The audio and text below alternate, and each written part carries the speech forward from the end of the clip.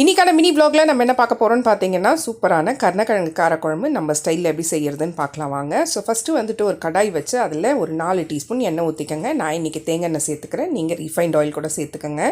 இதுக்கப்புறம் எண்ணெய் சூடான உடனே ஒரு 1/2 டீஸ்பூன் கடுகு, 1/2 டீஸ்பூன் வெந்தயம் சேர்த்துட்டு பொரிஞ்சு வந்த உடனே ஒரு கைப்பிடி அளவு கருவேப்பிலை சேர்த்துட்டு அதுவும் பொரிஞ்சு வந்த உடனே ஒரு 10லேருந்து 12 பல் பூண்டு சேர்த்து ஒரு கப்பு ஃபுல்லாக சின்ன வெங்காயம் சேர்த்துக்கங்க.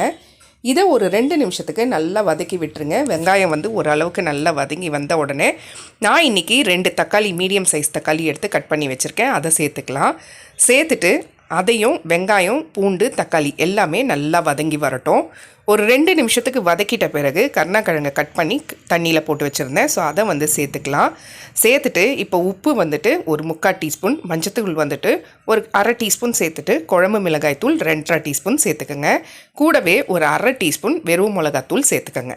சேர்த்துட்டு இப்போ இதை எல்லாமே அந்த எண்ணெயிலேயே ஒரு 2 நிமிஷத்துக்கு வதக்கி விட்டுட்டு புளி வந்துட்டு லெமன் சைஸ் புளியை விட கொஞ்சம் கூடுதலாக புளி எடுத்துருக்கேன், அதையும் வந்துட்டு தண்ணி கரைச்சிட்டு அதை சேர்த்துட்டு கூடவே ஒரு 2 கிளாஸ் தண்ணி ஊற்றிக்கோங்க, மீடியம் கிளாஸ் ஊற்றிட்டு இப்போ எல்லாத்தையுமே நல்லா கலந்து விட்டுட்டு தட்டு போட்டு மூடி ஒரு 15 நிமிஷம் ஸ்லோ ஃப்ளேமில் வச்சு விட்டுருங்க. குழம்பு நல்லா கொதித்து ஆயில் எல்லாம் பிரிஞ்சு வரும்.